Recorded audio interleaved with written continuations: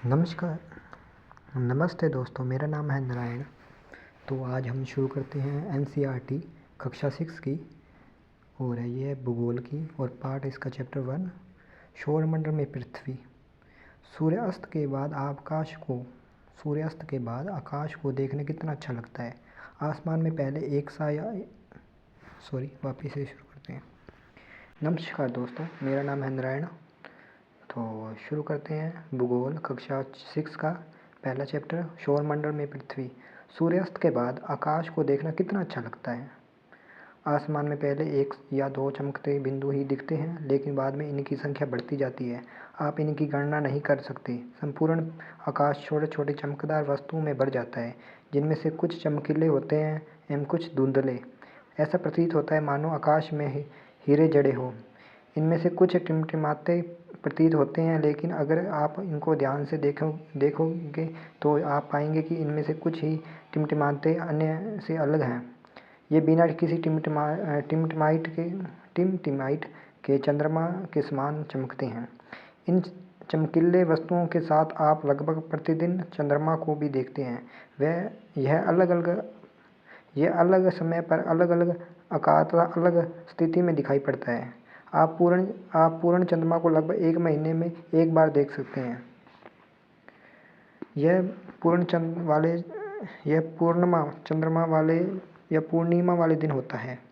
15 दिन के बाद आप इसे नहीं देख सकते। यह नए चंद्रमा की रात्रि या अमावस्या होती है।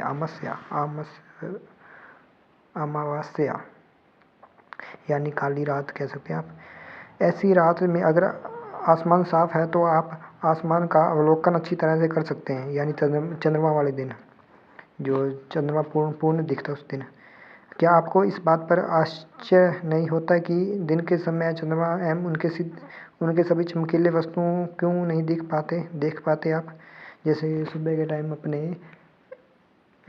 टाइम अपने चंद्रमा को देख सकते हैं और सूरज को देख सकते हैं, और जैसे जैसे सूरज का प्रकाश बढ़ने लग जाता है और चंद्रमा का प्रकाश कम होने लग जाता है, तो आप उसको मतलब देख नहीं सकते। और शाम को आप जब सूर्यास्त होता है तब आप उसको देख सकते हैं, और रात्रि के समय वो दिखता है, क्योंकि उससे चंद्रमा अपने पार्थिव विकिरण की ओनली चमक बढ़ जाती है। और ये एक्स्ट्रा ज्ञान है मेरा, ठीक है। चलो यहाँ से कहते हैं, सूर्य, चंद्रमा तथा वे सभी वस्तुएं जो रात के समय आसमान में चमकती हैं खगोलीय पिंड कहलाती हैं। कुछ खगोलीय पिंड बड़े आकार वाले तथा गर्म होते हैं या गैसों से बने होते हैं। इनके पास अपनी ऊष्मा एवं प्रकाश होता है, जिनमें वे बहुत बड़ी मात्रा में उत्सर्जित करते हैं, यानी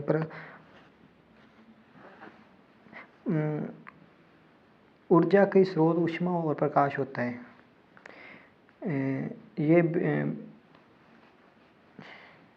ये माध्यम से और बिना माध्यम से भी गमन कर सकते हैं।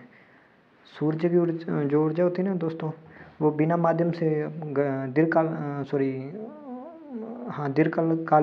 मतलब गमन करती है, ठीक है, याद रखना ये आ सकता है, जिसे वे बहुत बड़ी मात्रा में उत्सर्जन करते हैं। इन्हें खगोलीय पिंड को तारा कहते हैं। सूर्य भी एक तारा है।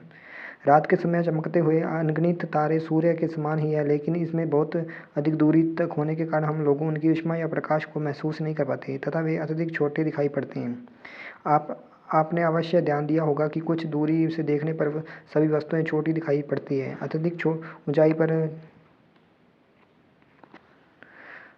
ऊंचाई पर उड़ा रहा हवाई जहाज इतना छोटा दिखाई देता है। यानी कोई हवाई जहाज अपने आसमान से दिखता है, यानी आप मान लो भाई समुद्र तल से 100 किलोमीटर की दूरी पर कोरमान रेखा होती है, जिसके बाद समस्त ब्रह्मांड सौरमंडल कहलाता है। उसके अपने हालांकि मतलब जो होता है अपने वायुयान, वो 1 से 2 किलोमीटर से ऊंचाई पर उड़ता है। वो सौरमंडल की जो परत होती है ना, सीमा, उसके अंदर उड़ता है।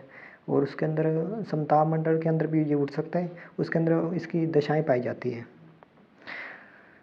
रात्रि में आसमान की ओर देखने समय आपको तारों के विभिन्न समूहों द्वारा बनाई गई विभिन्न आकृति को देख सकते हैं। नक्षत्र मंडल कहलाते हैं।